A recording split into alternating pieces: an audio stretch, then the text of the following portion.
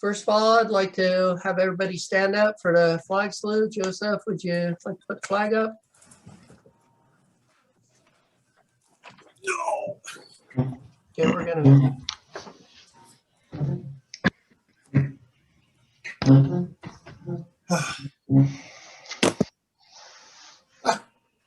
It fell over.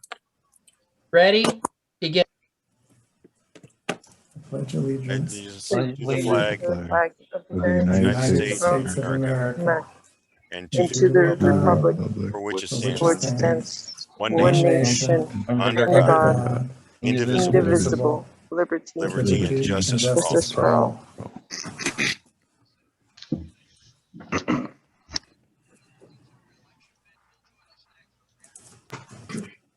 Joseph, would you like to? have an invocation. Yes, let's pray. Loving God, thank you that we can meet tonight, and we ask that you would give us technical excellence so that we can learn excellence for our shops as well. Help us to enjoy one another, and we just ask that this be a beneficial time, and that you'd help those that are still trying to come, that they'd be able to get here with no technical problems. We ask this in Jesus' name. Amen. Amen. Amen.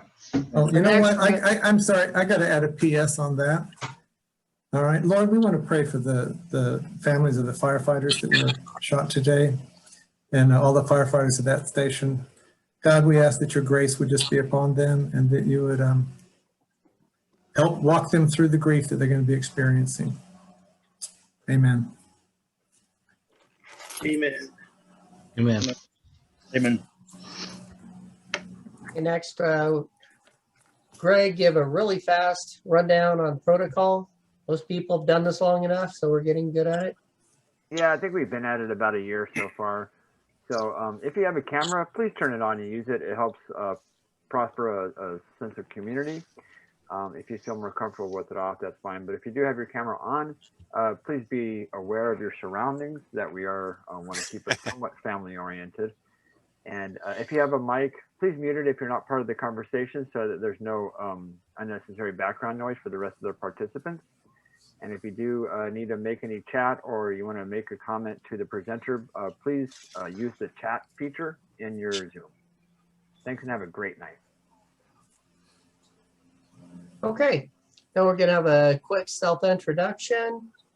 First of all, Greg, you're first on my list. Greg from Citrus. I'm Greg from Citrus College, and we here supply your technicians for your shops. So if you are in need of a technician, feel free to reach out to us, and we'll see if we can't match you up with somebody awesome. Okay, next we have Randy. It's Randy Lewis from world famous Jasper Engines. Thank you, Randy. Javier. Javier with Joe's Garage in Alhambra. Javier is a recently new member. Nice having you on board, Javier. Thank you. Next we have Moses. Moses from Associated Automotive here in Covina. Nice having you on. Jim. Thank you. Jim Ward from Ward Service in Monrovia. Thank you, Jim. Gene. Can't hear you, Gene. Nope. You got nothing, Gene.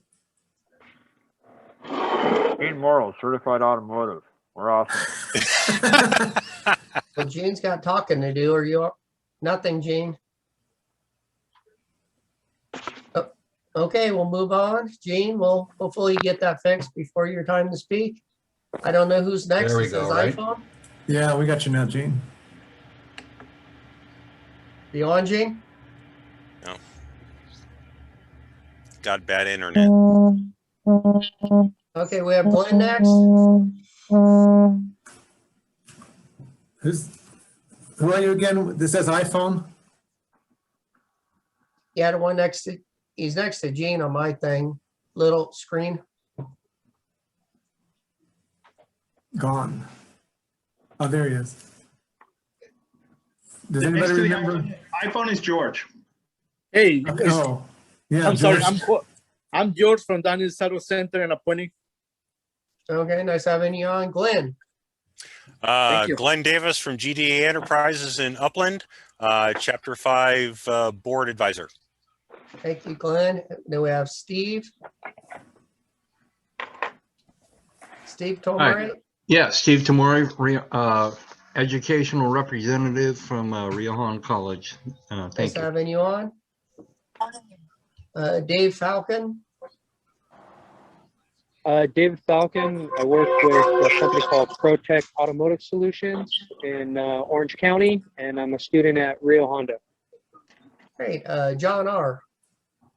I'm John with Mitchell One. Got the territory basically from Glendale to Chino. I wanted to throw a quick plug to have you guys keep an eye out for my newsletter.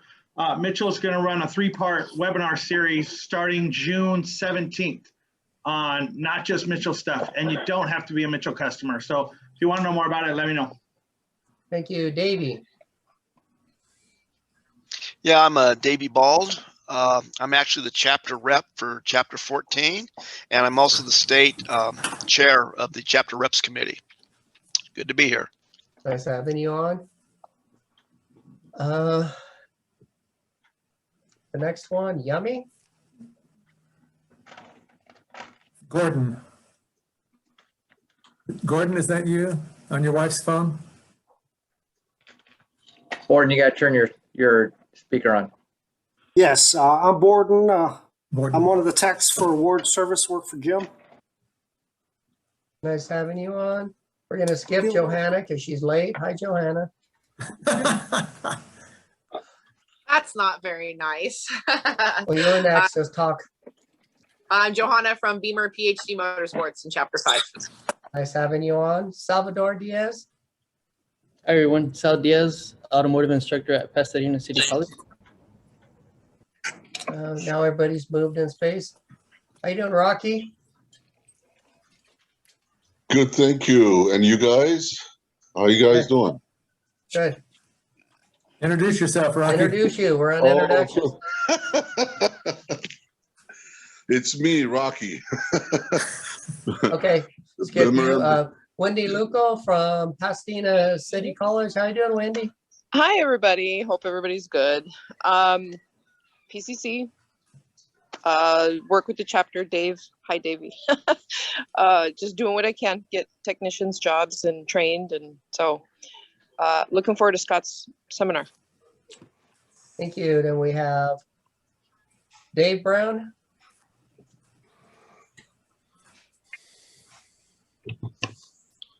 Dave Brown here, Citrus College faculty member, long time. We've been ASCCA Chapter 5 for at least the full 22 years that I've been there, so we're proud members. Looking forward to the information tonight. Thank you. We have Don. Is that Don from Don's Wards? from Wards, yeah. Hey, Don from Wards. Okay, goodbye, Don from Wards. And we have John. I don't know who the John is at the bottom, which John it is. Okay, then we have Craig who's driving. Hi, Craig who's driving. Hi, Craig Johnson. Craig Johnson Automotive in Roland Heights. I'm a Chapter 5 board member, and I'm also a NAS staff board member representing ASCCA along with our guest speaker tonight. Thank you. Thank you. That John, He sounds just like Gene Morrell. It's John Mills. He's a diagnostics tech at Fisk Automotive in Fullerton. First time here, and he needs to get a camera. Welcome, John. Anybody I miss? If I may, I need to talk to Craig maybe after this. I had a meeting today with the Bureau of Auto Repair Education Committee. So if Craig, if you and I can talk later, is that okay? Sure. Also, don't we have an educational meeting this Thursday? Yes, but I want to talk to you before we have that meeting, okay? Okay, 10-4. I'll call you after this meeting. Thank you. All right. Well, Craig, as long as you're on, it's time for your NAS staff report. You know, I'm not prepared right now. I'd like to pass on that, please. Maybe Scott Brown, our guest speaker, could elaborate on that. We did have a meeting. Okay, and we will move on.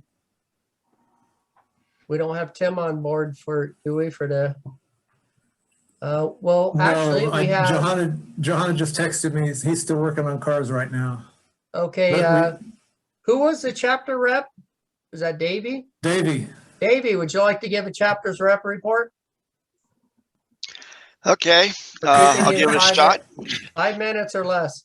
5 minutes or less. Okay, so basically the state is hearing a lot of noise and chatter from the chapters about trying to do some live meetings coming up here in June and July, possibly some hybrid. I'm not sure how that works. It's a little weird.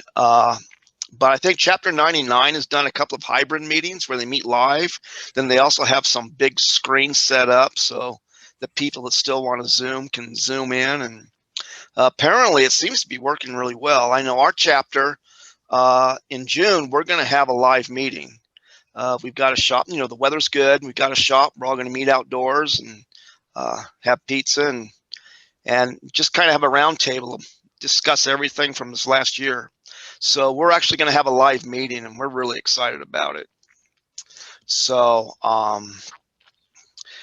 and anything else that's going on, we're going to try and do a ledge day or a ledge week, believe it or not,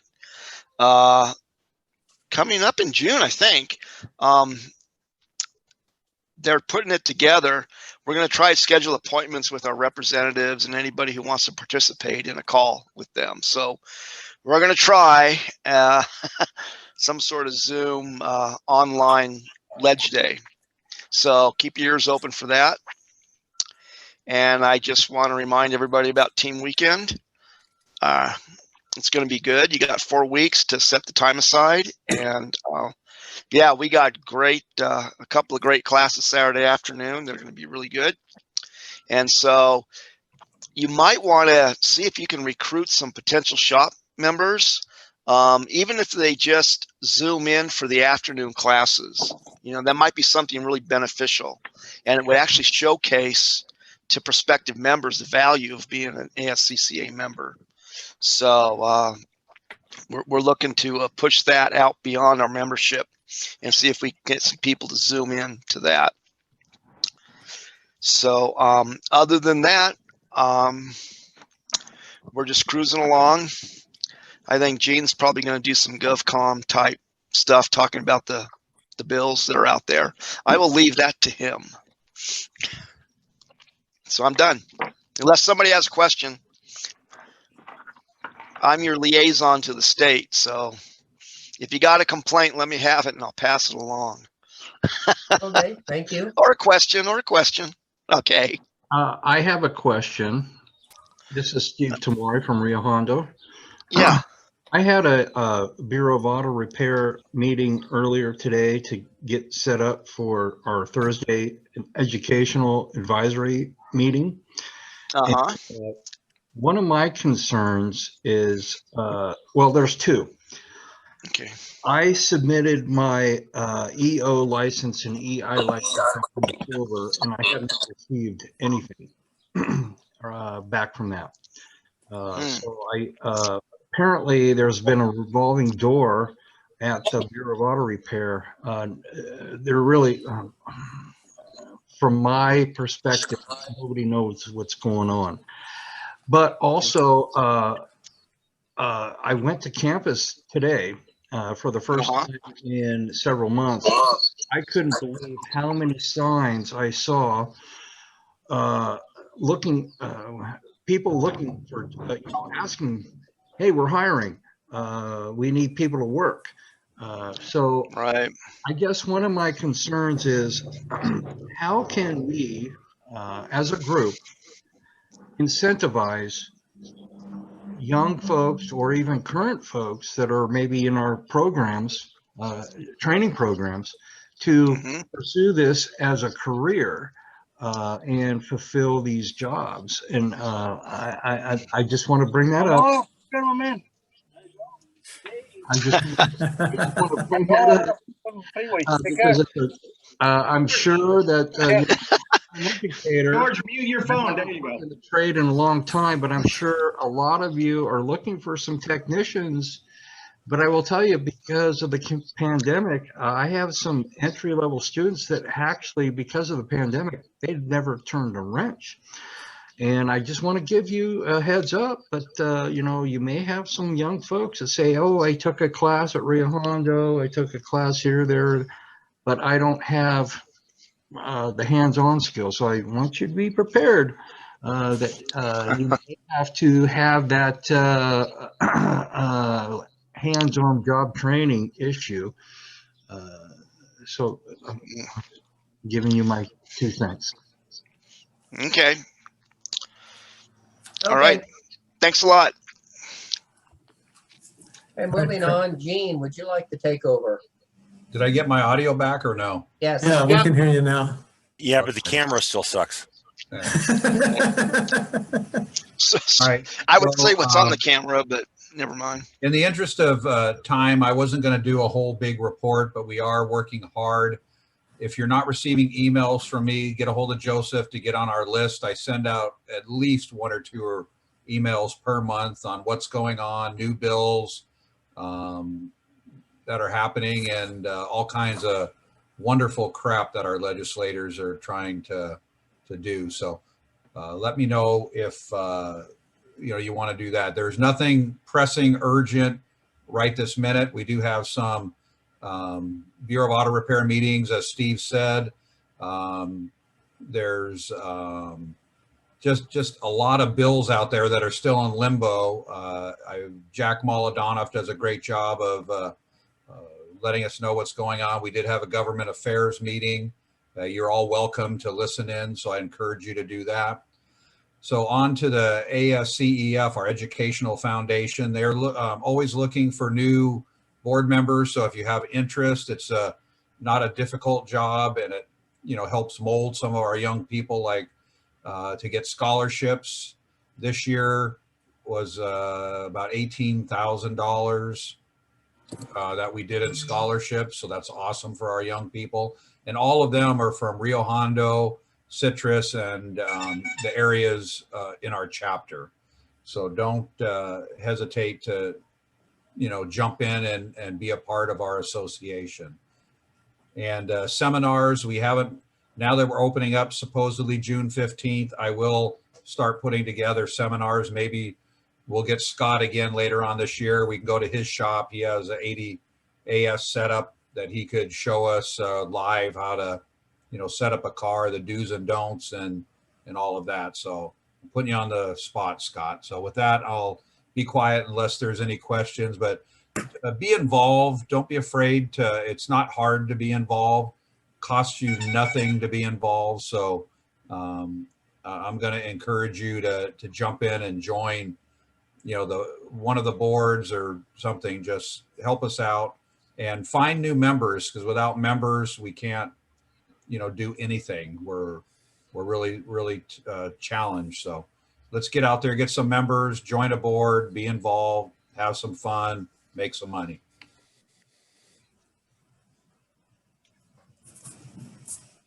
All right, well, Gene, you want to introduce our speaker tonight?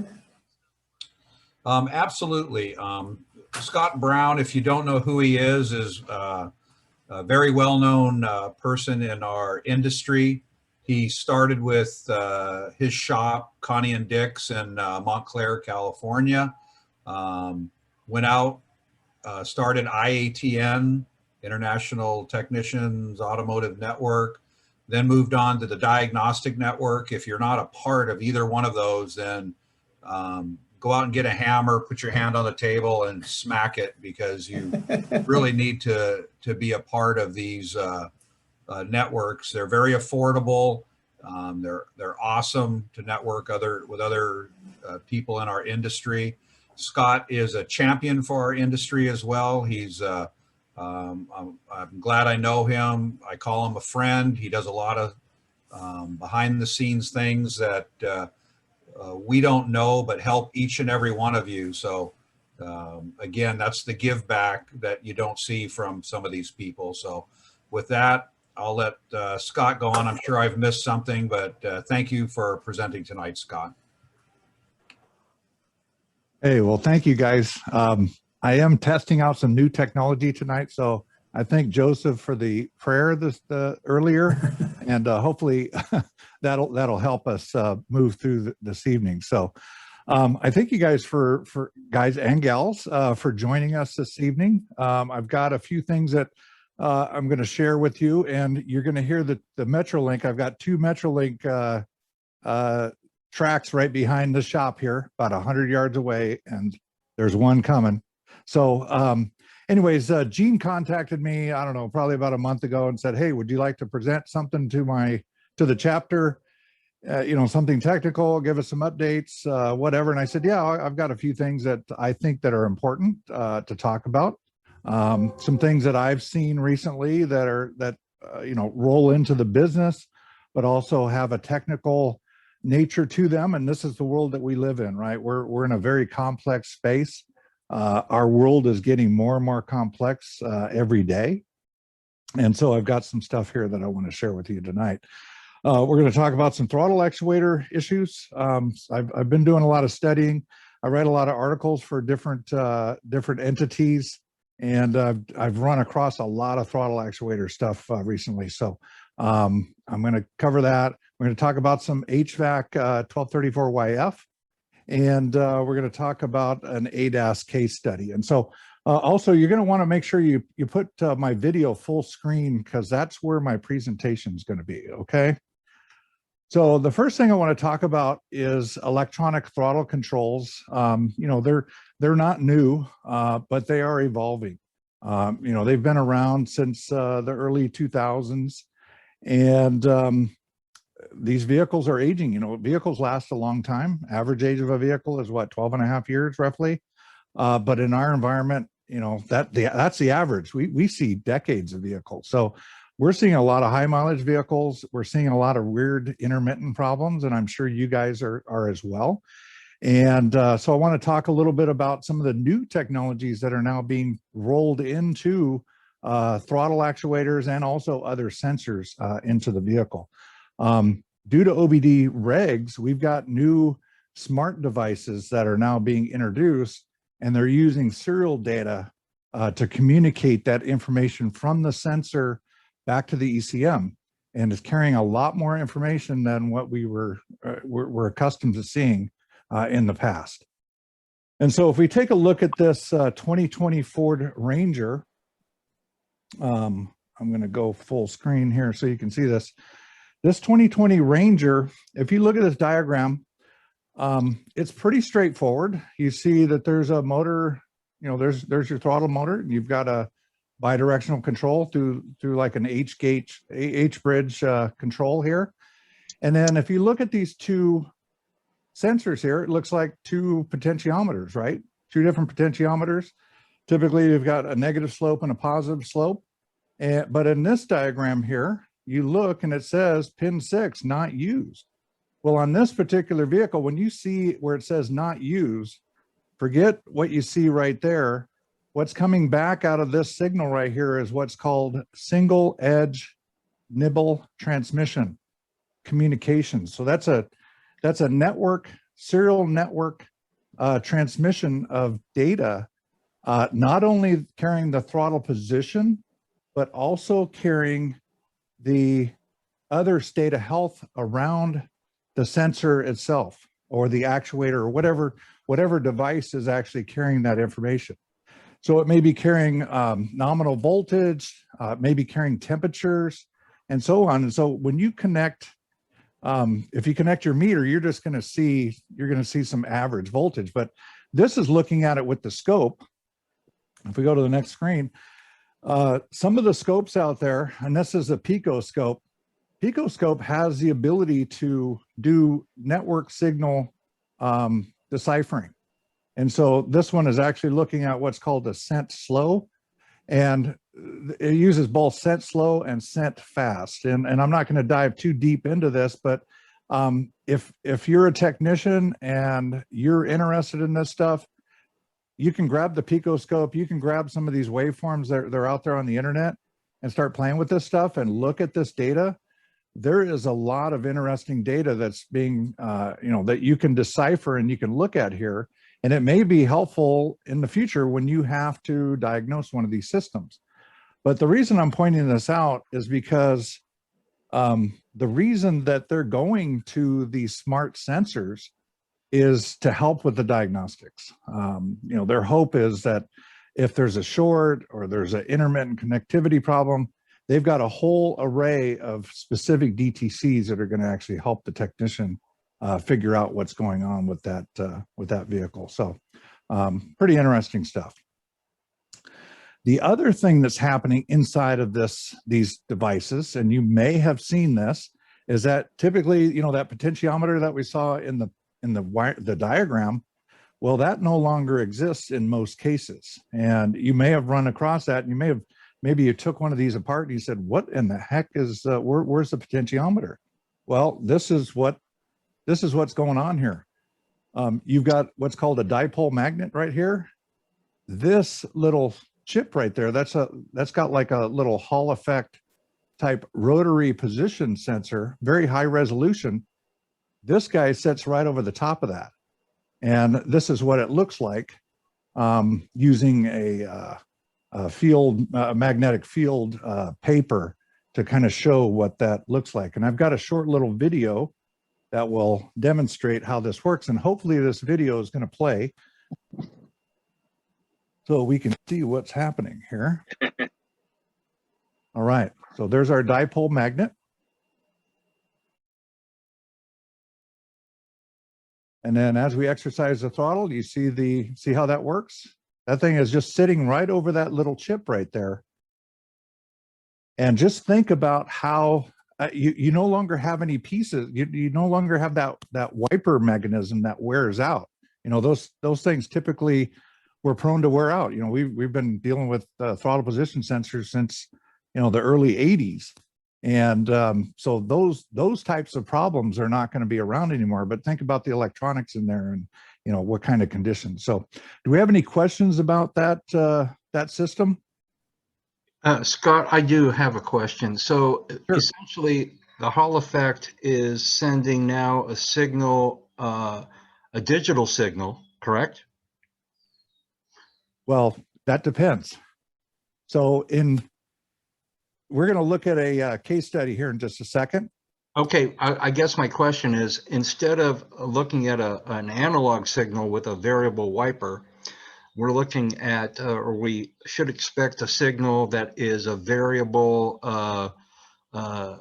digital signal based on the where that reluctor is to the sensor.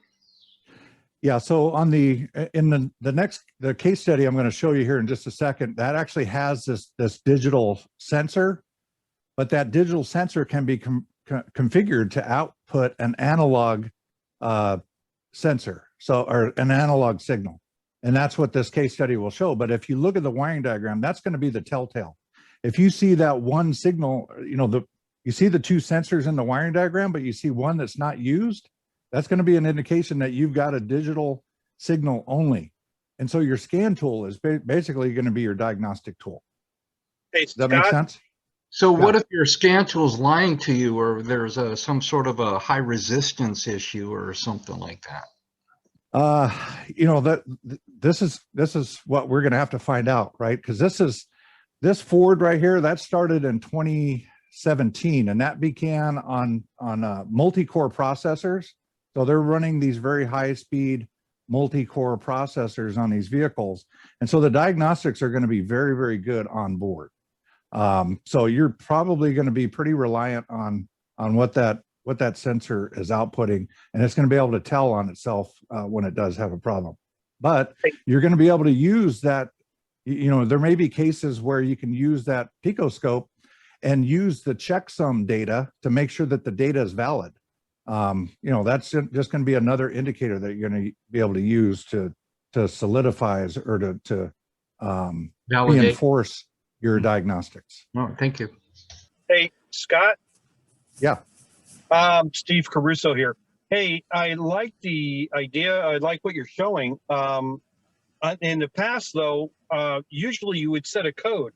According to OBD, you should have set a code for either a signal error, which is part of the sensor, or if there was communication issues, you should have had a U code in there. Did you notice that in your case study?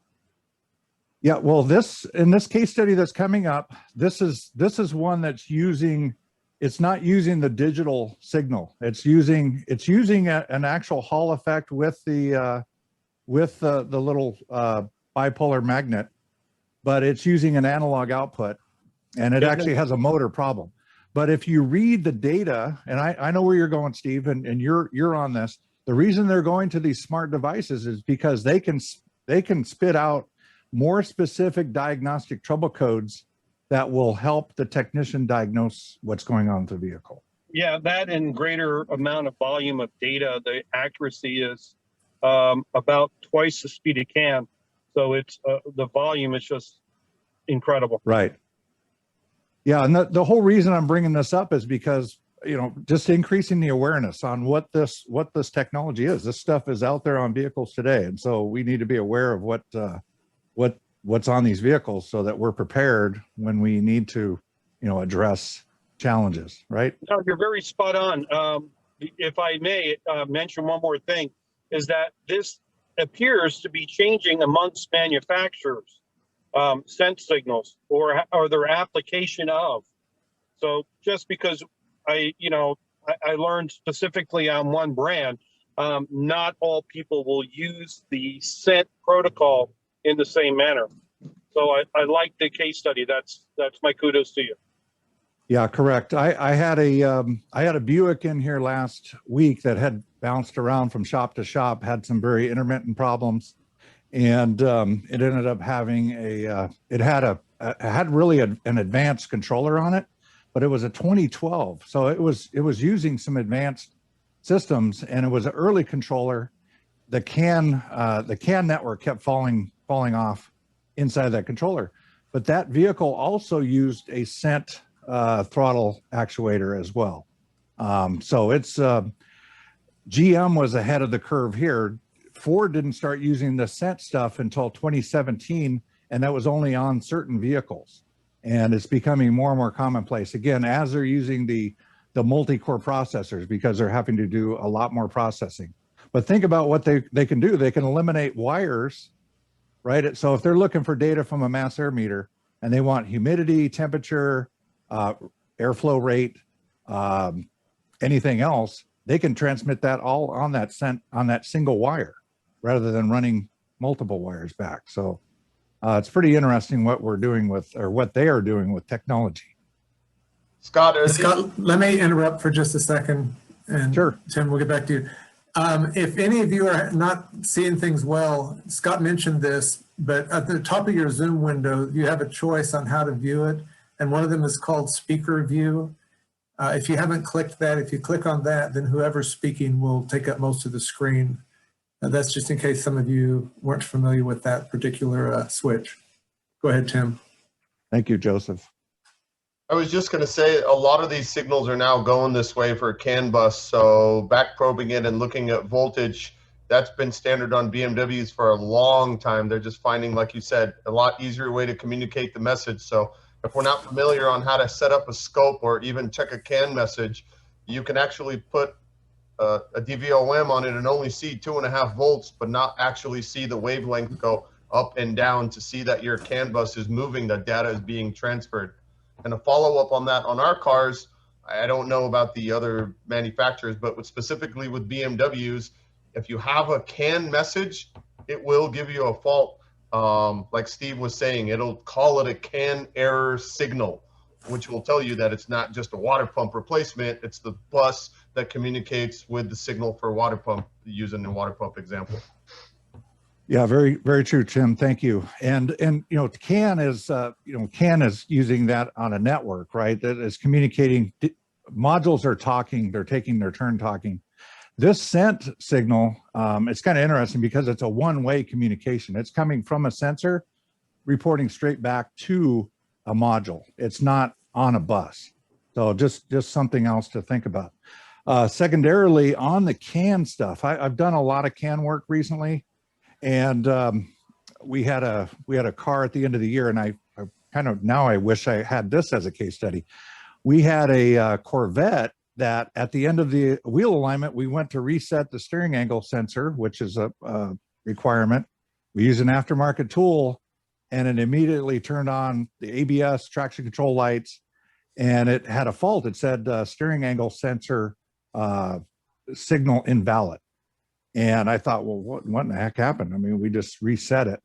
I dug in further. You know, I got the scope, but I use some other CAN tools, and this probably will become more common in the future. We'll be using CAN tools to actually let a computer, let a little module read all the raw data and help us see that information, because there is a ton of intelligence there. In fact, this car had minimal diagnostics around this particular sensor. And with the help of a colleague who happens to be a scientist who I met on the diagnostic network, which we'll talk about at the end, I sent him some data and he helped me analyze this. And we saw where this sensor failed, and it was sending out, the first bit was a health status. And that's the health status bit was where it failed. And one module would just ignore the analog or the output of that sensor, which by the way, used that same bipolar type setup. But another module, the ABS module, didn't ignore it. And I could look at it, I could actually see the steering wheel angle change, but it was 187 degrees or so off. So I was able to look at the CAN data and validate that, yes, okay, definitely the CAN, that steering angle sensor was the part that failed. Why it failed, it was an electronic issue. It got a command. That command it didn't like, and it flipped a bit somewhere, and it just failed. So this electronic stuff is gonna present some challenges for us in the future. And the diagnostics were crap in the service manual. I mean, it was crap. It really led me nowhere. So Scott, anyways, good stuff. Yes. So since you're talking about minimalizing the wiring going to a multi-function device, is our technology available to where you can pull all of the information off that? For example, is Pico working on an availability to pull all of that information and get 5 different signals off that wire, or is it just one signal and then the computer uses an algorithm to decipher that one signal? If you look at the CAN message here, let me go full screen here. If you look at the packets of data, that packet of data can carry a tremendous amount of information. Okay. And so this isn't deciphering it down to exactly what that data is, because that data is in a library. You know, this is all top secret stuff that these OEMs have. If you go to the CAN level, you can, if you've got somebody in your staff that has some computer science background, they can go out on GitHub and they can pull these libraries, these CAN bus libraries, and actually start looking at data. And that's what I was able to do on this Corvette that we had with the alignment issue. And we were able to look at all kinds of information. And this is exactly what a scan tool does. But how quick this stuff actually operates versus what I was seeing in a scan tool just blew me away. The scan tools that we're using today, even at the OE level, in my opinion, are extremely handicapped. This data flying out of these cars is just extremely fast, and it's pretty exciting. So just seems like there'd be a lot of money in developing a decipher tool for all of that data. So Scott, if I may, this is Steve Tamori. What you were showing there, the Pico has the ability to decipher which each bit or byte is maybe the initial handshake, or maybe it's a 21-bit message, and which each package of information is telling you what, or telling the computer what is going on for each sensor as it's processing. Yeah, it's able to do it's able to decipher what that message is, but not the actual content of the data. So it can spit it out in hex or in binary for you, but it can't actually translate that into, well, it can't do it today, translate it into a human readable language, which I think is what your question was. Is that right? Yes, and you know, I think what somebody else mentioned, someday we may have this technology to spit that data out, but in my opinion, this is what hackers do. They go in and they find out, okay, which package of data, whatever the bit, it would be maybe 17 bits or 21 bits, and to find out what package of that message is, and then find out exactly the information and maybe go backwards through a back door and possibly hack in. Is that correct? Yeah, it's if you start digging deep, you look at CAN was mandated by again, it was a regulation. I think it was 2008 that and Steve would know. The CAN was standard, right? Standardized in 2008. You had to have CAN. That CAN actually opened up a can of worms, so to speak. not to try to put a joke out there, but there is a ton of data you can look at, and actually the arbitration that takes place on the priority messaging, it's the lowest number on the arbitration basically wins. Okay, and the way that gets negotiated, it's the first bits in that first set of that message. You could actually blast a low priority ID and push data out and basically flood the network. There's all kinds of stuff negative stuff that could happen. So this CAN stuff is now going to move. I mean, this is why we're seeing these gateways coming into the vehicle, primarily because these vehicles are now being equipped with advanced driver assistance systems that can actually control the mechatronics on the vehicle, control steering, so lateral control of the vehicle, longitudinal control of the vehicle. You've got a lot of insurance companies out there that put those dongles on the OBD ports, or they encourage people to do that. That's an attack surface, and they're all worried about these devices that perhaps could have a radio signal on them. Somebody could get into them. Somebody could do some bad stuff. So this is why we're seeing a lot more of this gateway talk. And last week I was in Austin at the Equipment and Tool Institute event all week, and we had some outstanding presentations and a lot of OEMs, and they were all talking about their gateways, and they're all coming. And the frustrating thing is that some of these OEMs don't understand exactly what they want to do with the gateways and how they're going to allow the aftermarket in. Right now, a lot of the ones that really understand what's going on there, they're actually looking at using NASDAQ as the credentialing pathway. So there's a lot of interesting things happening out there. So this is why we're always trying to network with each other and keep our situational awareness where it should be, so that we're prepared for when these things come. To go back on Glenn's statement about there's going to be value in people understanding these networks.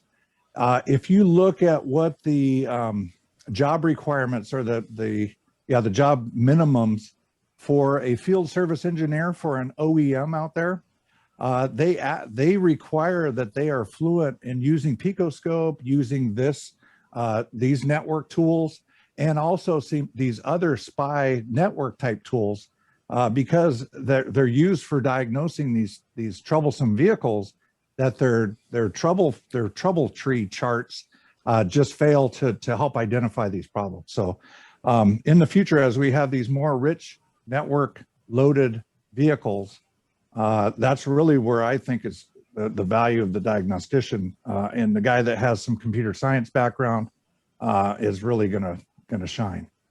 Hey, Scott, is it okay if we hold questions and you take them at the end? All right. Yep. Yeah, we'll go ahead and we'll move on to this is my little case study here that I want to talk about.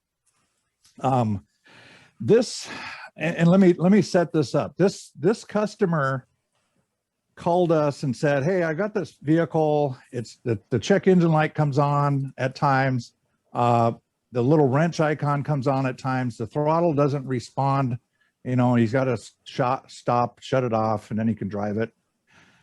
And he asked if we had the capability of figuring out what's going on. And we said, yeah. And then when he came in, he told us that he had been to the Ford dealer. He'd been going to the Ford dealer for forever with this car.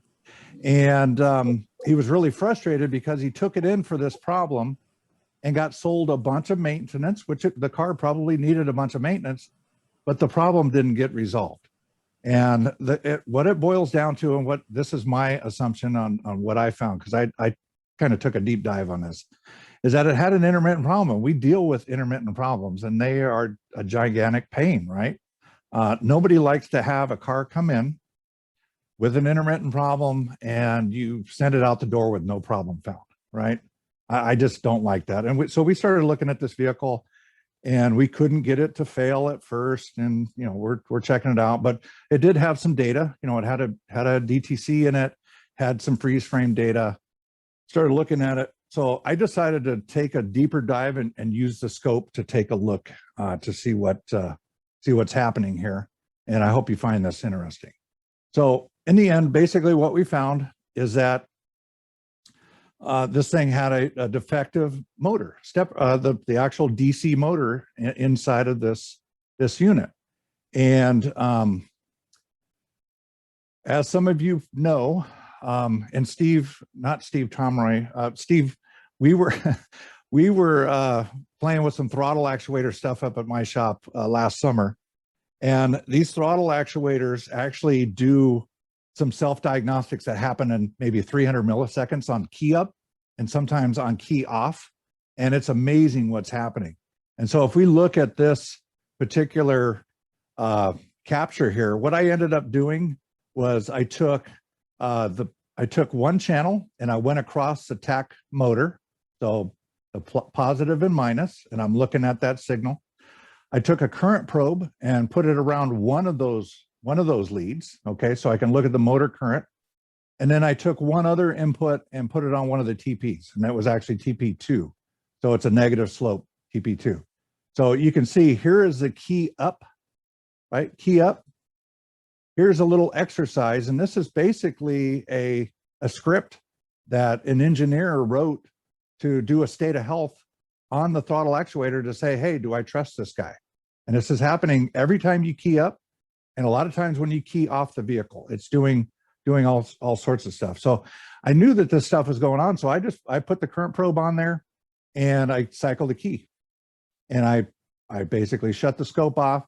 I didn't see this at first, but I started looking closely, and I saw, wow, this is weird. You know, if any of you have used current probes on a fuel pump, you can actually see each current ramp on a fuel pump and see it actually spin. And you see this big dropout here. And then you can count, and then you got another dropout. You can count and got another dropout. So this right here told me I had high resistance on the motor, on the motor commutator. And even though it wasn't failing, this gave me some confidence and some evidence that we were able to tell the customer, hey, we've got clear indication that there's something going on with this throttle actuator. We want to sell you a new throttle actuator as a remedy for your intermittent problem, okay? Of course, when you put a new one on, it's always a good practice to gather the same data, tested the same way, and this is exactly what we did. Same connections, and what do we see here? Nice, smooth operation. Pretty cool stuff. So, of course, I like to take stuff apart and really see what the heck's going on. And on this one here, I spun it all around. Everything was nice and shiny, nice copper connections, except for this little band right here between these two commutator bars. It had what looked to me like a bunch of brush material had been transferred. And that's really what was causing that dip, that high resistance, that lack of current flow in that pattern that we were looking at. And that did ultimately resolve that customer's problem. So any questions on that? Nope. Okay. Well, we can hold the questions till the end. All right. Next one here. I have a question for the group. Please just type a Y in the chat box if you guys are doing 1234YF. And if you're not, type in no. This is going to serve two purposes. It's going to make sure that you guys are not asleep. Looks like you guys are asleep. Oh, no, I guess not. Oh, you woke up. All right. Okay, so let's talk a little bit about 1234YF. We know this stuff is expensive. It does leak. We bought a machine last year in April, and we've had several jobs in here, and we've seen some leaks that just make me scratch my head on why do we have leaks. And then there are some new standards and some things here to be aware of. So a couple of things, these are kind of review things. One, it's $500 to $600 per 10-pound container. Stuff's very expensive. And it has a flammability compound to it. It's very volatile. This is why it has a very low global warming potential, because it doesn't last long.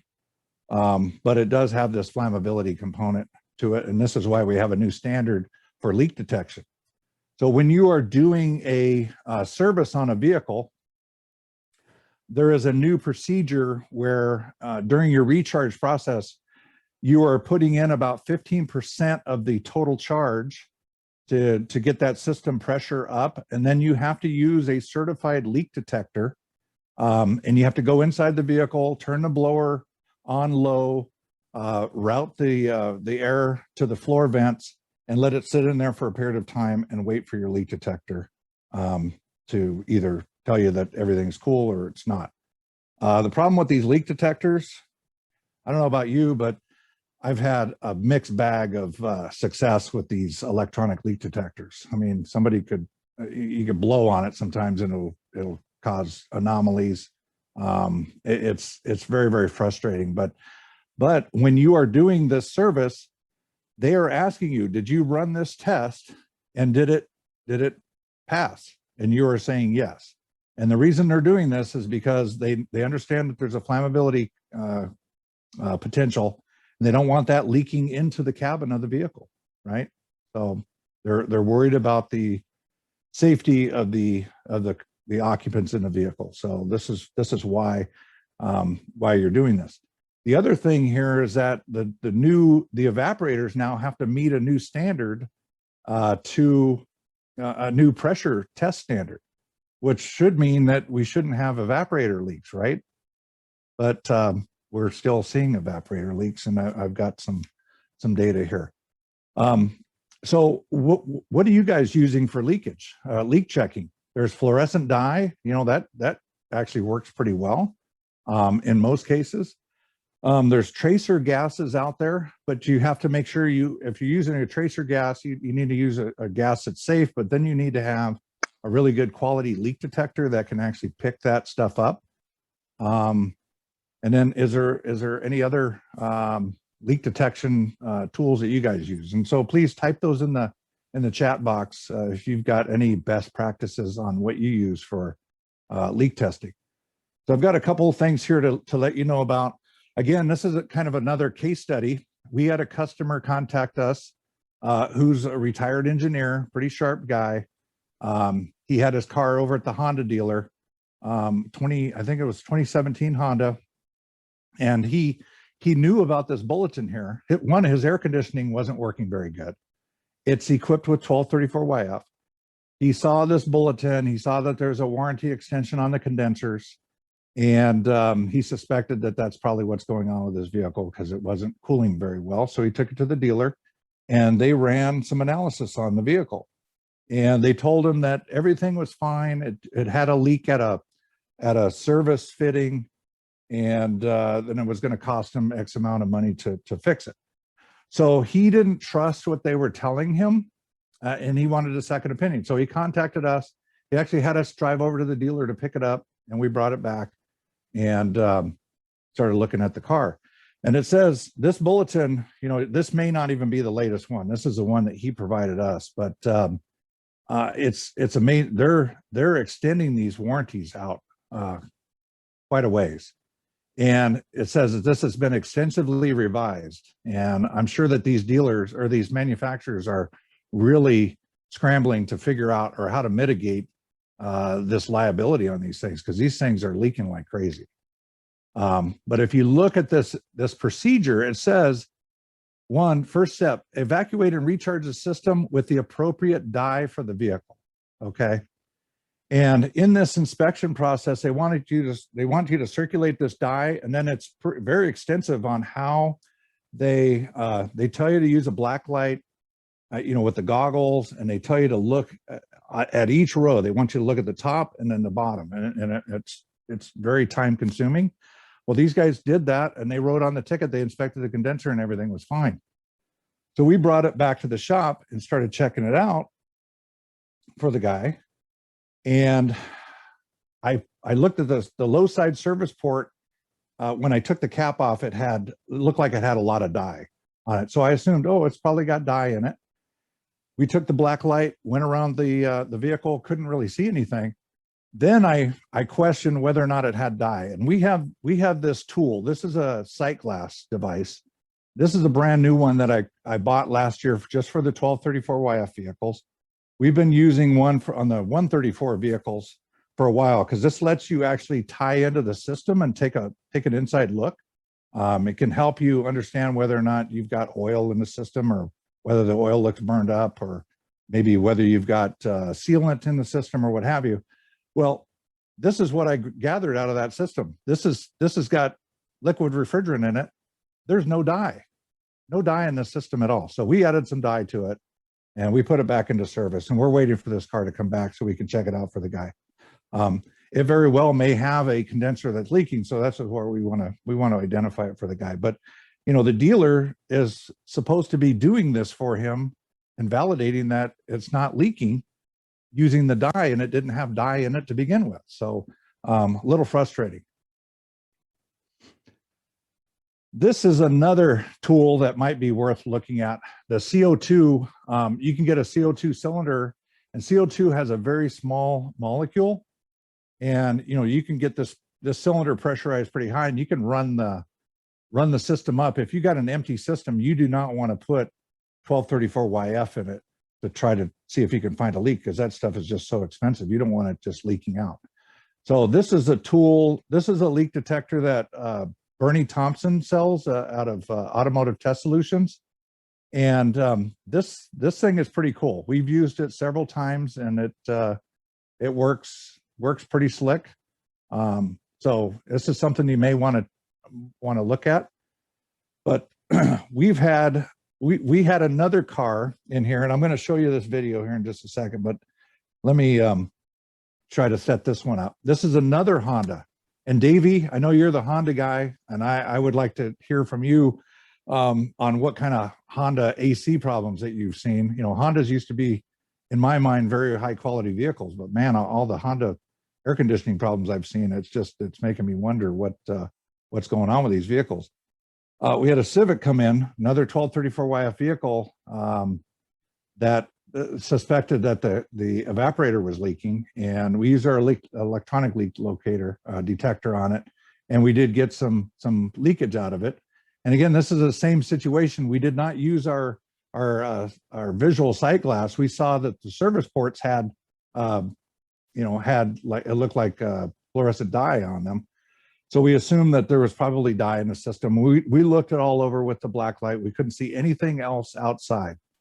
Saw nothing on the drain tube. Well, we took the car, we sold the evaporator, and it was, that's a pretty big job. So we took it all apart. And when we pull the evaporator out, you know what you're doing. When you pull it out, you're expecting to see some evidence of leakage, right? And when you don't see any evidence of leakage, you're going, uh-oh, what the heck's going on here? So that happened to us. So we decided to rig up a little test apparatus so we could take a look at what's going on here. So I've got a video here to take a look at, to show you what we did. to identify this leak. So we've got our CO2 pressure test rig set up here to take a look at our 1234YF evaporator. And you can occasionally see one or two bubbles pop up, but I decided to take a deeper look with some of the camera tools that I have. So this is actually looking underwater with a kind of a macro lens. You saw that one big bubble. That's what we could see occasionally, but you see the constant stream of bubbles that you cannot see that in the water. So I thought that was kind of interesting. And so that was one leak. Here's the other leak. You can see there's just a continuous stream of these small, tiny little bubbles. So thought you would find that interesting. So I know that's a little over the top there, but when we put it in the tank, we saw just a couple little bubbles, just very intermittently. And of course I wanted to see more, but those little micro bubbles that were coming out, when they hit the surface, we didn't see it. You couldn't see that. So kind of frustrating to know that these 1234YF evaporators have this new pressure standard. And, you know, I've just seen a few of them here in our shop, but I've talked to other technicians and they're seeing evaporators leak left and right. So have any of you guys seen, guys or gals, seen any evaporator leaks on these 1234YF systems? Type them in the chat box for me, please. Okay, all right, this is the last little case study here I want to talk about. And this I found kind of interesting. This is a vehicle that the lady contacted us. We had a little bit of information on our website about ADAS stuff. I really am not advertising a whole heck of a lot here, but she found us and she said, oh, by the way, you know, can you fix my adaptive cruise control system? And we said, yeah, what's going on with the vehicle? And she gave us this big, long story. She said she just bought the car. She then found out that it was salvaged. She had been taking it back to the selling dealer. She took it back many times, and apparently the selling dealer, they either have a shop or they started taking it to other shops. And I'm not sure if they actually took it to the dealer or what, but everybody kind of threw up their hands. They said it was just way too complex. And the lady at this point, she just wanted us to turn the lights out. But her other complaint was that when you drive down the road, intermittently, the car would just make a left-hand turn. So it's got electronic power steering and you're driving it down the road and it would just, I mean, it would change lanes on you. And it happened to me. And it was like, wow, this is pretty crazy. But here's the frustrating part. The state of California, we have no vehicle inspections at all. We do have the requirement for the brake and light inspection when you have a salvage title, right? But the brake and light inspection really is not provisioned, or there's no mention of doing any checks for any of these new advanced systems. And I think that this is something that, of course, the Government Affairs Committee with ASCCA, they're actually looking at this. And Rocky can attest to some of our previous conversations on this. This is the vehicle that we've talked about, and this is the first time that I'm presenting this. This is, you know, so I put this data together, and hopefully we can get some legs on this and get some information out there. But this vehicle should have had an inspection, and then it wouldn't have been so complex. But let's go through this. We're just going to play this video here. That's going to pretty much summarize everything that's happening here. All right. Well, we recently were tasked with solving a complaint on this 2019 Honda that had a salvage title, which in the state of California means that it had to have a mandated brake and light inspection. Well, the complaint on this was that the vehicle randomly would jerk to the left and actually make a lane change if you weren't paying attention. And also all of the ADAS related warning lights were on, the ACC, LKAS, AEB, and so on. And so we did our walk around to take a look at the vehicle, confirmed that all the lights were on. Took a look to confirm that it had factory glass in it, which was good. And so now we wanted to take it out for a road test to see if we could verify the complaint, and we did. So now I got the steering wheel cranked this way, and I'm going to lift on the throttle. Boom. See that? So after that experience, we brought the vehicle in for an inspection and found that the left lower control arm pivot bolt was backed out.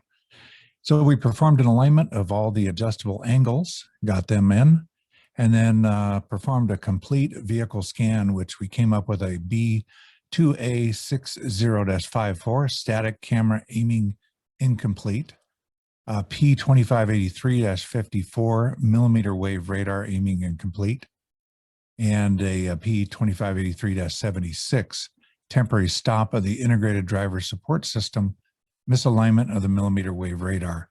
Looked like it had a new radar sensor on it, so we performed all the calibrations on the vehicle and then proceeded to take it on a road test. Adaptive cruise is on. It just accelerated up for a target of 79. Let's see if it picks up that vehicle in front of us. Okay. So see that vehicle. See if it's adapting. All right.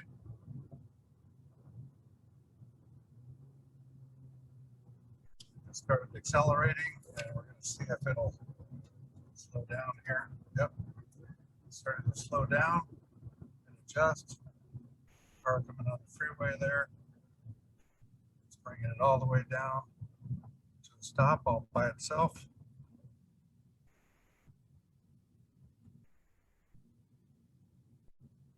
And maintaining distance nicely. So adaptive cruise and lane centering.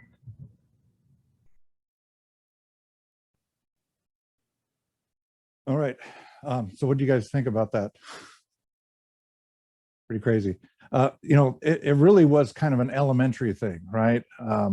It was doing an inspection. Really, when I first took it out and drove it, and I experienced that lane change a couple of times, you could actually hear a noise. And so it told me that, hey, yeah, there's something physically wrong. You know, and doing an inspection underneath, we could see that, you know, that bolt was loose, and we did that. Somebody had, you know, it got smashed up pretty bad. And the way that the ADAS system works on this car is that radar sensor is actually bused to the camera. The camera module is like the main ADAS gateway device. And so when it saw that the radar was replaced, it basically blew out all the calibrations for the vehicle, and it just required recalibration. And like Gene said, we do have calibration equipment here in the shop, but depending on what you are working on in your shop or what vehicles you're servicing, you may already have some of the tools needed to do calibration. You may just need to go down to the local ADAS supply store, so either Lowe's or Home Depot, and get yourself a level, maybe a digital level, a string, a plumb bob, and a measuring tape. And that may be all that you need if you're working on domestic cars. That and a capable scan tool, and you can basically do these ADAS calibrations. Some of the newer Toyota vehicles, for instance, and Wendy was in one of my classes that we had here earlier this year. We had a 20, I think it was a 20 or 21 Camry in here, and it gave us 3 ways to do the camera calibration on the vehicle. Two different target static style or a dynamic calibration. So dynamic is basically prepping the car, initiating a dynamic drive, and you take it out and drive, and it does it automatically. So as these systems continue to mature and the software gets better and better, the calibration cycle is probably going to be a little bit less convoluted than it is today. But again, these vehicles are going to be in the fleet. These systems have been populating the fleet, and they're all over the board as far as what the calibration requirements are, and space requirements and so on. So interesting stuff. So do we have any questions? No question. I just have a statement, Scott. If Sure. anybody's listening in, if you are already performing these calibrations here within Chapter 5, please let us know, because we are looking for shops that know this knowledge. Unfortunately, Abraham from Pasadena Automotive was not able to be with us. And the reason why we're looking for that is we want to see the cutting edge shops that know how to do this already for two reasons: either exemplary in the chapters, and B, we need you on the connective car committee in ASCCA. So if you have experience doing this and you're existingly doing this, please see our board, or specifically me, and I will make sure that the information gets to the proper channels. Yeah, very good, Tim. And in fact, you know, we don't do a lot of this stuff. We, you know, the people that are dealing with a lot of this are the collision industry, right? Because they're seeing these vehicles get smashed up. We get some sublet stuff here, but we're not seeing high volume. But this is really where the experience comes in, right? Because I don't think there are any experts out there. You know, there are a lot of mobile guys out there that are doing this stuff, but even the mobile guys are having difficulty because they end up in a space that doesn't allow them to actually calibrate properly. I had a gentleman that was in one of my classes, and he's a mobile guy, and he contacted me about a month ago, and he contacted me kind of late at night, and he said, "Hey, I spent 6 hours at this body shop, and I cannot get this calibration to take place." And in the end, the problem was that he was in this collision center, and he was supposed to have this clear area because he's calibrating these radar sensors. And you have to have this clear area because the radar sensor is looking for the signal to noise ratio. And the second issue is that he was assuming that the left side of the car had what's called the slave, or the master sensor, and that the right side has the slave. Well, that's not always the case. It depends on how the vehicle's network wiring is configured. So that's up to the manufacturer. And on this one, they actually had the harness flipped over from the factory. So the master's on the right side. So when he was doing the adjustment, doing the measurement and adjustment, he's hitting the button for the master. He's working on the left side, and he was all mixed up. And so he didn't have the clear space. He happened to have a car that happened to be positioned perfectly 51 degrees off a center line, and it was returning a 0 signal when he was hitting the left side, but then the right side wouldn't calibrate. So kind of a crazy thing. So the biggest part here is reading the instructions probably 2 or 3 times. Get your head wrapped around it, make sure you read the fine print, and then you're going to have success. All right, the last thing here, I want to just give a little promo for Diagnostic Network. I know that Gene said, "Hey, you guys got to check this out." I can attest to you that, you know, I've gained my knowledge through the experience of others, paying attention to what other smarter people than me, you know, hanging out with people that are smarter than you will actually end up rubbing off and making you a smarter person. And so adding this to your feed, whether you spend maybe 10 minutes a week or 15 minutes a week or whatever, you're going to pick up some stuff. And so I would encourage you to check it out. Diagnostic Network, you can join for free, but it only costs you $49 a year to get the full benefits of searching all of the libraries on the site as well. And so I just want to do a little search, or show you the site here. Just do a quick little demo.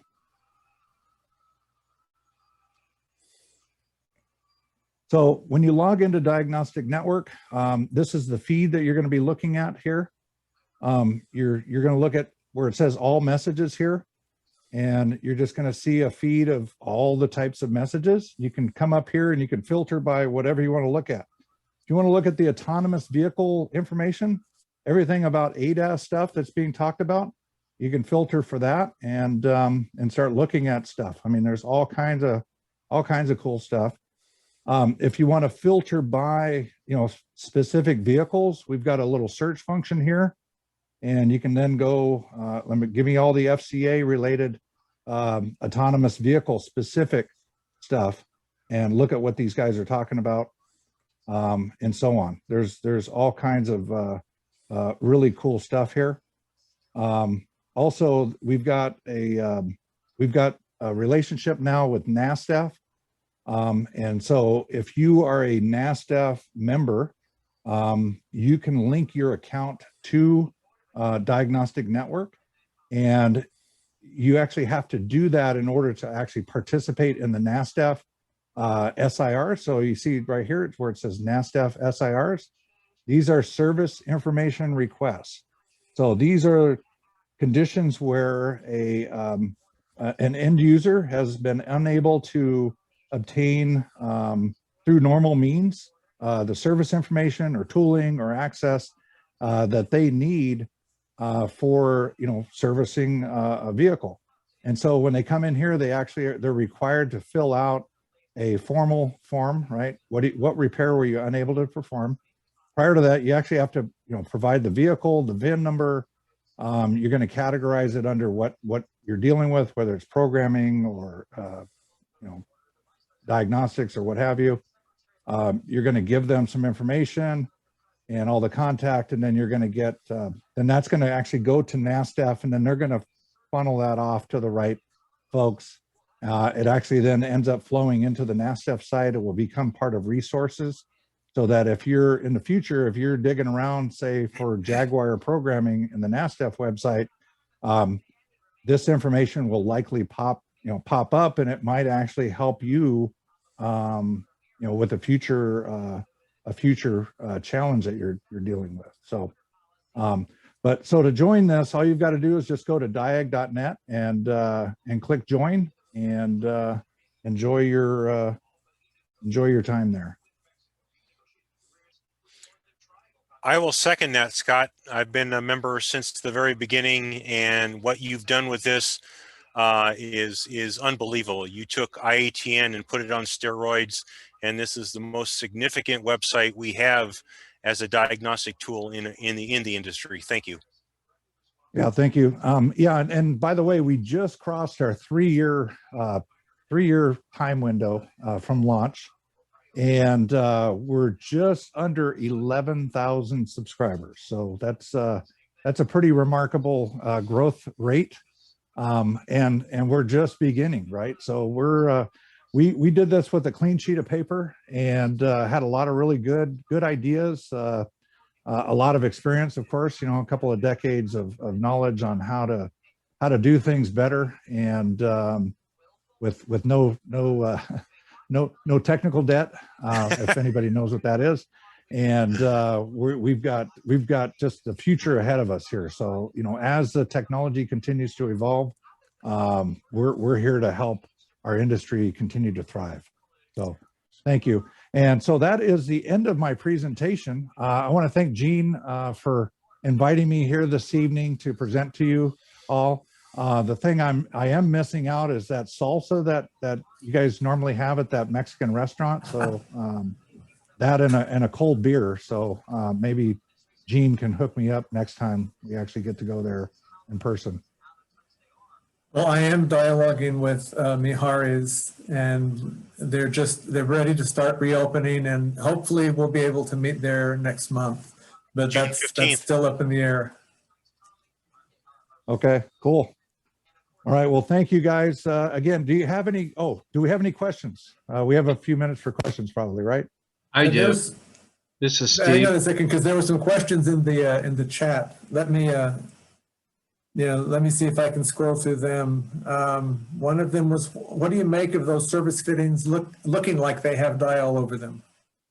Oh, my assumption is that they're in a service dealer, and the machines are getting used by a bunch of different technicians, and when they're just sloppy. I think there's dye all over the place, and some cars are just getting loads of dye in them. So it's probably just transfer from taking the ports on and off. But there was no dye in that system. Okay, another question here is how to educate the customer. That is a constant cycle for us. I mean, we are, I can tell you that we use a cloud-based shop management system in our shop that allows for a lot of transparency. photos, videos. The customers love it. We share all the technical data. In fact, a lot of the case studies, this is how I write my case studies. I collect the data as, you know, we're fixing cars. Those notes are added to the ticket, and then I'm able to harvest that data later. So one, it helps us educate the customer. Two, we've had some bar complaints, and we hand that ticket to bar, and the bar guy looks at it and goes, holy crap, I've never seen tickets with this much information. So, you know, the information is power, and customers love it. I mean, they love to learn a little more about their car. And again, giving them the power of knowing more about it, and then making the educated decision on what's needed on the vehicle, I think is what helps us all move forward, right? Because that vehicle, it's actually one of the most complicated devices that a human will ever interface with in their entire lifetime. And if you think about that, and they just get in their car and they drive it every day without thinking about it. And you know, we are the professional technician, or the professional service provider that is tasked with solving a problem when it surfaces, and we need to solve it proficiently with expertise, and keep that customer on the road. But we need to make sure that customer understands the knowledge and skill and expertise that goes into that, because we know, at least I've seen it, you know, consumers will say, well, don't you have that machine you can hook it up to, or I can take it down the street to the zone and they can just plug it in, and their experts will tell me exactly what parts I need to replace. Can't you just do that? So that stuff needs to just be wiped off from the face of the earth. And we need to do a better job of continually educating our customers on the technology and vehicle system. Okay, I hope that answered your question. We have another question which you can't answer right now, but it's something for you to think about. And Jane asked that. He said, when can you do a 3-hour course for us? And Wendy said that she would bring a gallon of salsa and pints of beer. I have to turn my speaker up here. I wanted to make sure you said pints of beer and gallons. That's what she of said. salsa? That's exactly what Wendy said that she was. Unless you want the opposite, a pint of salsa and gallons of beer. Yeah. I like growlers. I thought you got that mixed up. Yeah. I got all of that and a fresh cooked ribeye. Okay, good. Right, and listen, I won't we wear a tie, right? We're at 5 minutes till. Scott, are you able to hang on for a little while after we officially close the meeting? Sure. Sure. Okay. We'll go ahead and do our end of the meeting things. And then for those of you that want to, hang on a minute, Steve.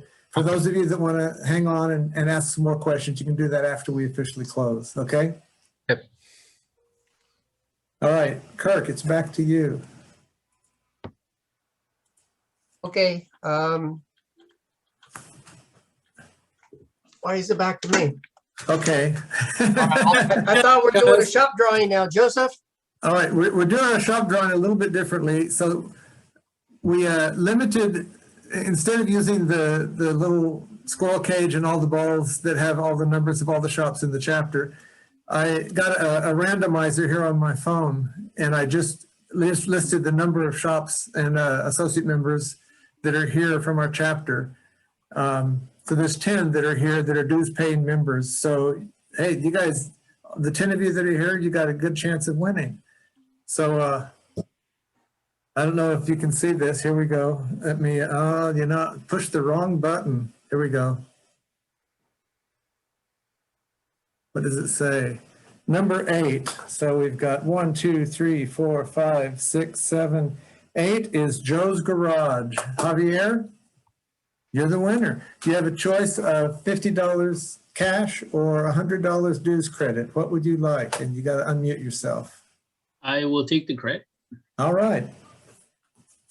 Thank you. Certainly. Let me write this down.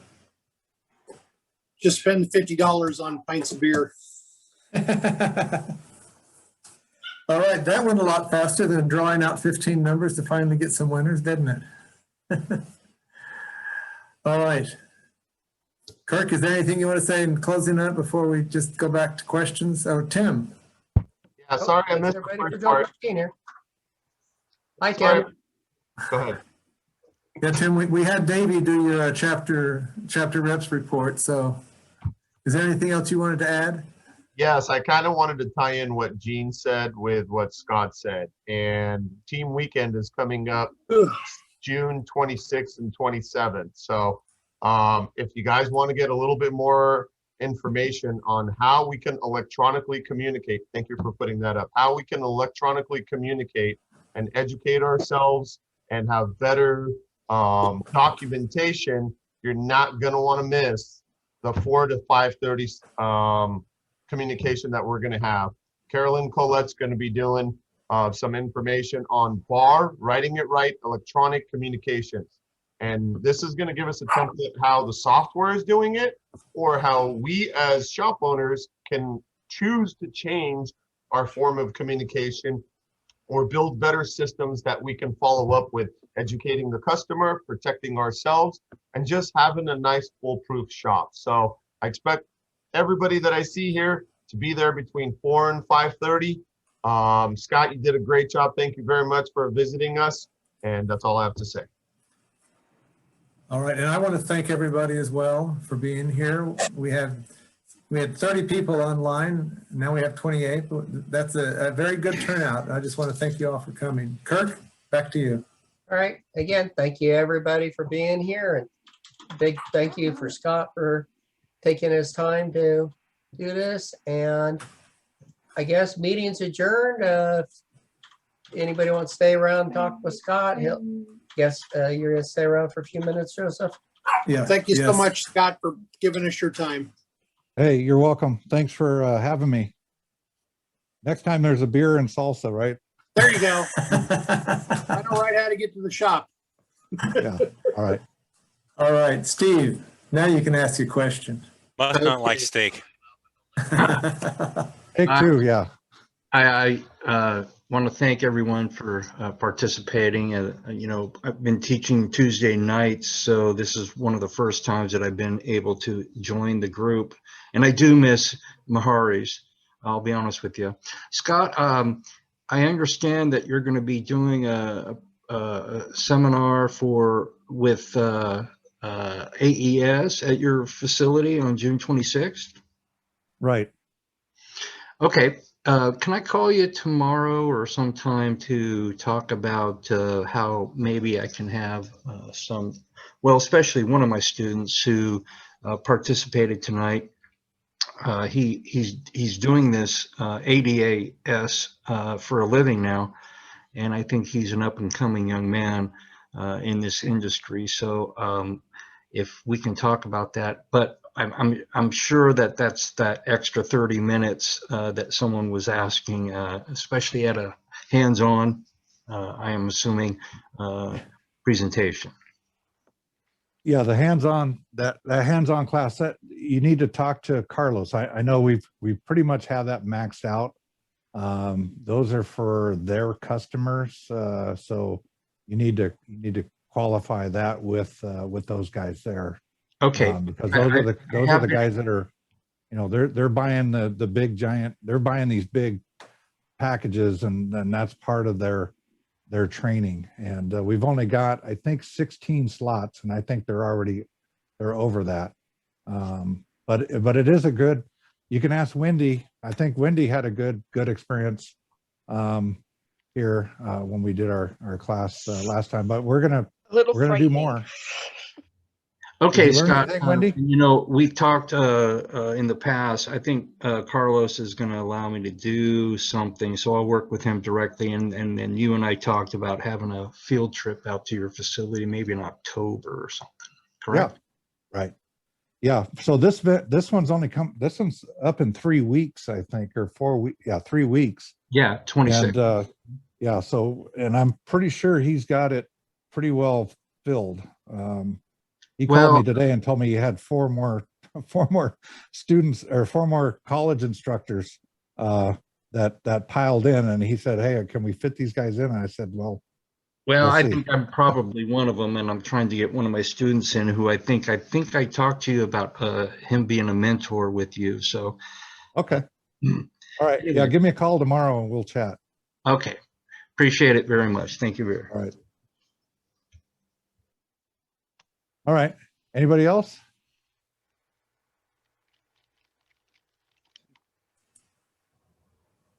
Apparently you've answered all the questions. Hey, Scott, do you have a list of resources, that our techs could use, YouTube channels? I know my guys like the Scanner Danner guy and some different things that are more on toward the ADAS types of things, because young people like the shorter or the videos they can do on their own time.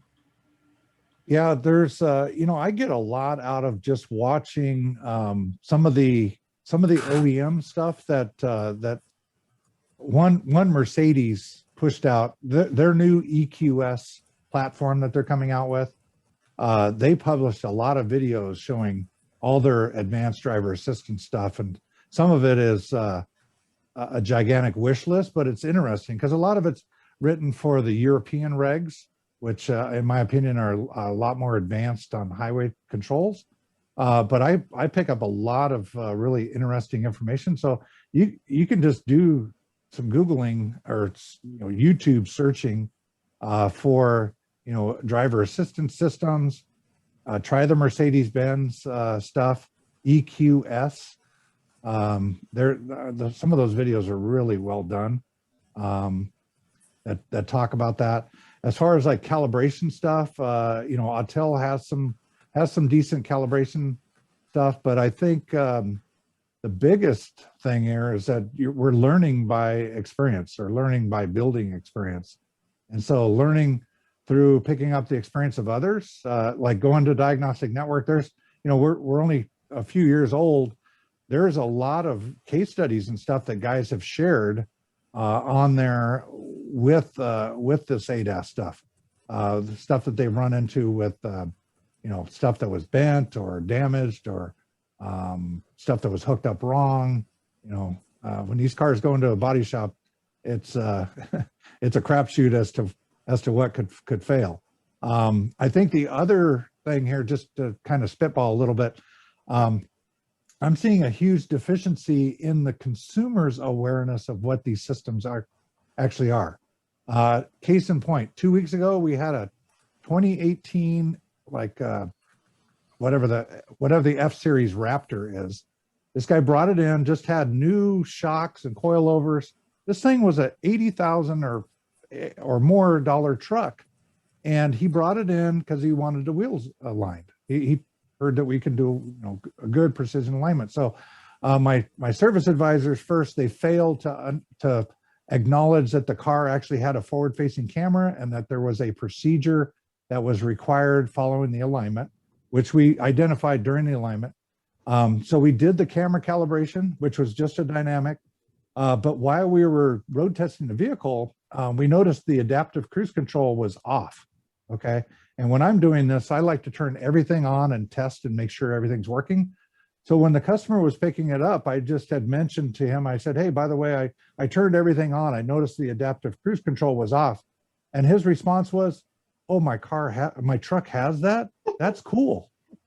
He bought the truck brand new. He did not know that it had the adaptive cruise control. So I'm thinking about putting together a clinic, a consumer type clinic to get folks familiar with this advanced stuff, because they're not getting taught this stuff when they buy the car at the dealer, evidently, and the dealers aren't providing this kind of knowledge. So I see an opportunity. Hey, Scott. Yeah. Thank you for all you do, my friend. Really appreciate it. Hey, you're welcome. Did you just now wake up? You've been quiet all night.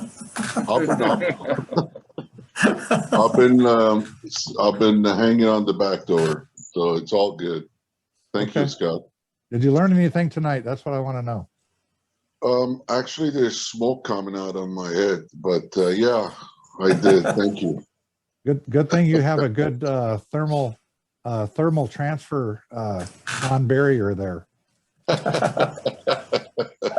Thank you. And Scott, I'm serious. If you have a 3-hour case study workshop you want to do, we'll put together 100 people if you want to do that. So. Okay. Yeah. I mean, I've got a lot of material.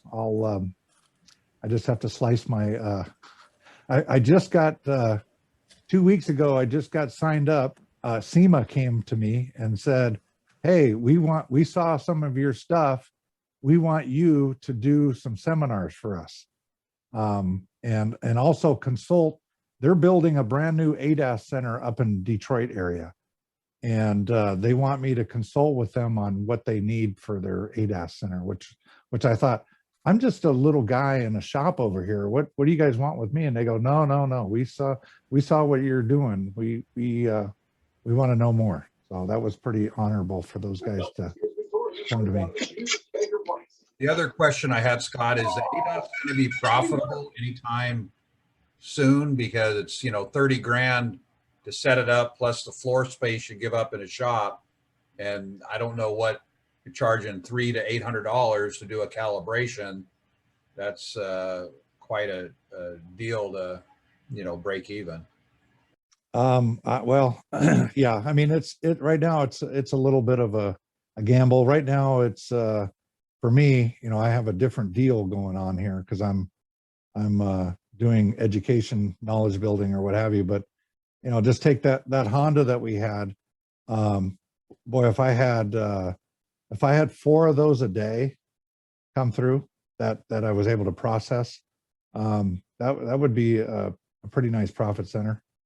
But the volume, the weird thing is that you're going to run into some anomalies and you're going to burn up time doing the diagnostics and that kind of stuff. So it's tough. I'm glad I'm not in the collision space dealing with insurance companies, because there's a huge battle right now, of course, because insurance companies, they want to pay the lowest amount. They don't respect the skill and expertise that's required. Their goal is to post those gigantic margins at the end of the year, and pound their chest while the consumer gets, screwed again, right? But I think for the model that we need for these shops, I think is what Tim was talking about, finding a shop that people can network with and sublet to, and then at the same time maybe get some of their techs up to speed with what's actually happening with the vehicle, and then eventually they'll be able to solve some of the problems locally on the vehicles rather than take them to a calibration center. The cars that need the static calibration stuff, then you're going to have to take it to a static place. But it's going to be variable and it's going to change, and we're going to just have to adapt and improvise like we've done for hundreds of years, right? Or 100 years. I'm not as old as you, Jim. But a lot of it has to do with presentation, Scott. And if you can present the information sellable, we've had to run into situations like that with the insurance company. And at first, they give up a resistance. But if you provide enough legal information that says, hey, fine, if you guys don't want to pay for the calibration that the factory put, here's all the documentations, they really shy away from that because they don't want to take on any kind of liability. So if the shop is used to presenting digital information and has the ability to do so, your invested time becomes a lot easier. If this is your first presentation to the insurance company so that you can get an alignment or a calibration for an alignment done, you're going to have a very challenging time. But like everybody has said, your shop and your presentation has been really good, all the way down to focusing on what the car is supposed to do. And you set the bar really high as an example. So we look to you for that. And I agree, other shops need to be able to rise to that level for the smaller shops to be able to use as an example. Yeah, true. I don't know if I told you the story or not, but this was last year sometime. We had a car in here that was came from another shop, and it was in a collision, and it needed the radar replaced and calibrated and all that. And so our write-up basically had like the high level bullets on what was needed to do the job. and talked about pre-scan, check the wheel alignment, replace radar, check bulletins, check for recalls, check the radar sensor, replace radar, aim radar, post road test, validate performance, and then post scan after the miles driven. And the insurance adjuster looked at it. He commented to the front office, and I was off to the side, and I heard him say to the guy, he goes, "Wow, there's a lot involved with replacing this radar sensor." So that immediately perked my ears up. So I walked over and I engaged in a conversation with them, and I said, "So I heard what you were saying. What do you mean? There's a lot going on here. Aren't you writing tickets for radar sensors?" He goes, "Oh yeah, all the time." He goes, "But nobody's explained it to me. I had no idea. I thought they just put the radar sensor on the car and send it down the road." And it's like, what?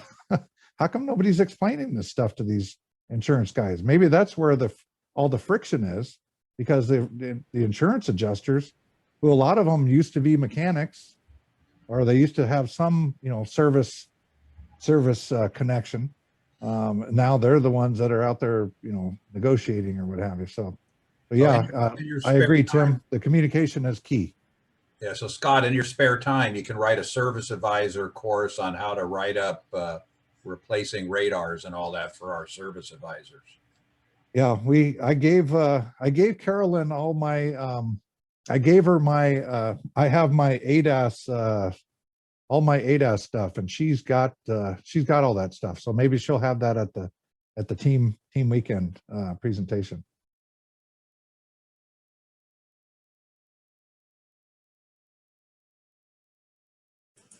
All right, well, it got quiet for a moment, and I forgot, there was one other thing we wanted to mention during our meeting, and that is, let me find it here. Congratulations to Tim Shakarian, who was voted Member of the Month in ASCCA for June. I saw that. Did you know that, Tim? Congratulations.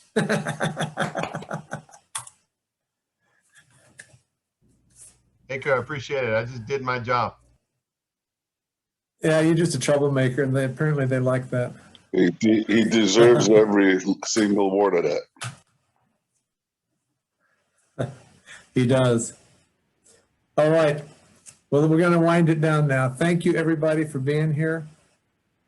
Really appreciate you. And like I say, we'll see what's going to happen for next month. And the jury's still out on if we're going to do something hybrid, if we can even get back into Mihari's restaurant, or just go to the restaurant itself. I don't know. Our board will meet next week, and we'll try and figure out. And if you want to be a member of our board, we always have space available for you, so don't be shy.